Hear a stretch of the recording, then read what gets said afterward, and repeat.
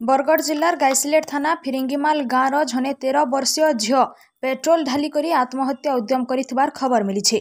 घटनाटा सकालर प्राय 7 बजे घटिथिबार बेलके पाखर आखर लोक माने उद्धार करी एम्बुलेंस थी हॉस्पिटल पठेइथिले।